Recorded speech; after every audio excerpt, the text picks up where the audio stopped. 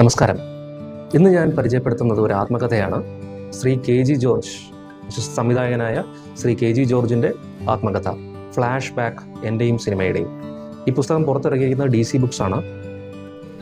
K G George എന്ന സംവിധായകൻ മലയാളത്തിലെ ഏറ്റവും മികച്ച 10 സംവിധായകരുടെ ലിസ്റ്റ് എടുത്തു കഴിഞ്ഞാൽ അതിൽ മുൻനിരയിൽ വരുന്ന വ്യക്തിയാണ്. എങ്കിലും അദ്ദേഹം അർഹിക്കുന്ന അംഗീകാരം അദ്ദേഹത്തിന് ലഭിച്ചിട്ടുണ്ടോ എന്നത് സംശയവുമാണ്.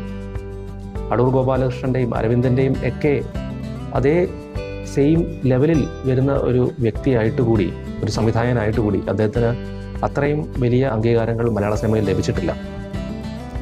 വളരെ വ്യത്യസ്തമായ ജോണറുകളിൽ ഉള്ള സിനിമകൾ സംവിധാനം ചെയ്ത വ്യക്തിയാണ് ശ്രീ കെ ജി ജോർജ്. 1970കളുടെ രണ്ടാം പകുതിയിൽ മലയാള സിനിമയിലേക്ക് വരികയും ഏകദേശം 23ഓളം വർഷം മലയാള സിനിമയിൽ തുടരുകയും ചെയ്ത വ്യക്തിയാണ് അദ്ദേഹം വളരെ സാധാരണമായൊരു ചുറ്റുപാടിൽ നിന്നാണ് വരുന്നത്. തിരുവല്ലയിൽ വളരെ സാധാരണമായൊരു കുടുംബത്തിൽ ജനിച്ച്, സിനിമയുമായി യാതൊരു ബന്ധവുമില്ലാത്തൊരു ചുറ്റുപാടിൽ ജനിച്ച് സിനിമയിലേക്ക് രാമു കാര്യാട്ടിൻ്റെ അസിസ്റ്റൻ്റായിട്ട് സിനിമയിലേക്ക് വരികയും പിന്നീട് സ്വന്തമായിട്ട് 1975 സ്വപ്നാടനം എന്ന ചിത്രം സംവിധാനം ചെയ്യുകയും ചെയ്തു. അതിനുശേഷം വളരെ വളരെ വ്യത്യസ്തമായ പല ജോണറുകളിലുള്ള സിനിമകൾ അദ്ദേഹത്തിൽ നിന്ന് നമുക്ക് ലഭിച്ചു. ഉദാഹരണത്തിന് 1978 പുറത്തിറങ്ങിയ ഉൾക്കടൽ എന്ന സിനിമ, അത് ക്യാമ്പസ് പ്രണയചിത്രമായിരുന്നു. വേണുനാഗവള്ളിയെ ക്യാമ്പസുകളുടെ ഹരമാക്കി മാറ്റിയ ഒരു ചിത്രമായിരുന്നു അത്. അതുപോലെ തന്നെ വളരെ മികച്ച ഒരു നടിയായിരുന്ന ശോഭ, അകാലത്തിൽ മരിച്ചുപോയ ശോഭ എന്ന നടിയെ മലയാള സിനിമയിലേക്ക് കൊണ്ടുവരികയും ചെയ്തു ആ ഒരു സിനിമയിലൂടെ. അതിനുശേഷം അദ്ദേഹം സർക്കസ് കൂടാരത്തിലെ ജീവിതത്തെ പറ്റി ചർച്ച ചെയ്യുന്ന ഒരു സിനിമ സംവിധാനം ചെയ്തു. അതായിരുന്നു മേള എന്ന ചിത്രത്തിൽ അഭിനയിച്ച രഘു എന്ന വ്യക്തി പിന്നീട് ജീവിതം കാലം മുഴുവൻ മേള രഘു എന്ന പേരിലാണ് അറിയപ്പെട്ടിരുന്നത്. അതുപോലെ വിമൻ എംപവർമെന്റിനെ പറ്റി നമ്മൾ ഇന്ന് ചർച്ച ചെയ്യപ്പെടുന്ന വിമൻ എംപവർമെന്റ്, ഫെമിനിസം തുടങ്ങിയ വാക്കുകളൊക്കെ മലയാളത്തിൽ വലിയ ചർച്ചാ വിഷയമാകുന്നതിന് എത്രയോ വർഷങ്ങൾക്ക് മുമ്പേ അദ്ദേഹം സംവിധാനം ചെയ്ത ചിത്രമായിരുന്നു ആദാമിൻ്റെ ഭാര്യയിൽ. സ്ത്രീ ശാക്തീകരണത്തെ പറ്റിയായിരുന്നു ആ സിനിമ. ആ സിനിമയുടെ ഒടുവിൽ 4th വാൾ ബ്രേക്ക് ചെയ്ത് സ്ത്രീകൾ മുമ്പോട്ട് ഓടി വരുന്ന ഒരു വിഷ്വലൊക്കെ വളരെയധികം ചർച്ച ചെയ്യപ്പെട്ട ഒരു വിഷ്വലാണ്. അതുപോലെ തന്നെ പൊളിറ്റിക്കൽ കറപ്ഷനെ പറ്റിയും മറ്റും ചർച്ച ചെയ്ത സിനിമയായിരുന്നു പഞ്ചവടിപ്പാലം. വളരെ നല്ല ഒരു ബ്ലാക്ക് ഹ്യൂമർ അവതരിപ്പിച്ച ഒരു ചിത്രമായിരുന്നു പഞ്ചവടിപ്പാലം. വളരെ എക്സ്പെരിമെൻ്റലായ ഒരു സിനിമയായിരുന്നു അത്.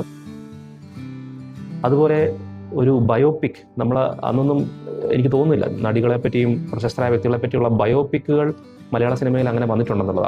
അന്നത്തെ കാലത്ത് വളരെ വിവാദമായ ഒരു സംഭവമായിരുന്നു ശോഭ എന്ന നടിയുടെ ആത്മഹത്യ. അപ്പോൾ ആ ഒരു ശോഭ എന്ന നടിയുടെ ജീവിതത്തെ ആസ്പദമാക്കി നിർമ്മിച്ച ഒരു ബയോപിക് പോലെയായിരുന്നു ലേഖയുടെ മരണം ഒരു ഫ്ലാഷ് ബാക്ക് എന്ന ചിത്രം. ഏറെ വിവാദമായ ഒരു ചിത്രമായിരുന്നു അത്. അതുപോലെ തന്നെ വളരെ വിവാദമായ ഒരു ചിത്രമായിരുന്നു അദ്ദേഹം സംവിധാനം ചെയ്ത ഇരകൾ എന്ന സിനിമ. സൈക്കോപാത്തിക് ബിഹേവിയറിനെയൊക്കെ എത്ര മനോഹരമായിട്ട് അവതരിപ്പിച്ച ഒരു സിനിമയില്ല. നമ്മുടെ ഇന്നത്തെ മന്ത്രിയായ ശ്രീ ഗണേഷ് കുമാർ അതിൽ അവതരിപ്പിച്ച കഥാപാത്രം ഒരു സൈക്കോപാത്തായി എങ്ങനെ മാറുന്നു എന്നത്, ഒരു സീരിയൽ കില്ലറായിട്ട് എങ്ങനെ മാറുന്നു എന്നത് വളരെ വളരെ ന്യൂയാൻസ്ഡ് ആയിട്ട് അത് കാണിച്ചിട്ടുണ്ട്. അദ്ദേഹത്തിൻ്റെ പെർഫോമൻസ് ഉൾപ്പെടെ ആ സംവിധാന മികവിൻ്റെയും കൂടെ ഒരു എക്സാമ്പിളാണത്. ഇതിനെല്ലാം ഉപരി അദ്ദേഹത്തിൻ്റെ ഏറ്റവും മികച്ച ചിത്രം എന്ന് നമുക്ക് പറയാൻ സാധിക്കുന്നൊരു സിനിമയാണ് യവനിക. ഭരത് ഗോപിയുടെ അതിലെ തബലിസ്റ്റ് അയ്യപ്പൻ എന്ന ഒരു അഭിനയം വളരെ, ഒരുപക്ഷെ മലയാളത്തിലെ ഏറ്റവും ടോപ്പ് അഭിനയ മുഹൂർത്തങ്ങൾ നമ്മൾ എടുത്തു കഴിഞ്ഞാൽ അതിലെ ഏറ്റവും ടോപ്പിൽ വരുന്ന ഒരു അഭിനയ മുഹൂർത്തമാണത്, തബലിസ്റ്റ് അയ്യപ്പനായിട്ടുള്ള ഭരത് ഗോപിയുടെ അഭിനയം. അതുപോലെ വളരെ അധികം സിനിമകൾ, ഏകദേശം 19ഓളം സിനിമകൾ അദ്ദേഹം സംവിധാനം ചെയ്തു. പിന്നീട് 1998 സംവിധാനം ചെയ്ത ഇളവങ്കോട് ദേശത്തോടെ അദ്ദേഹം സിനിമാ ജീവിതത്തോട് വിട പറയുകയായിരുന്നു.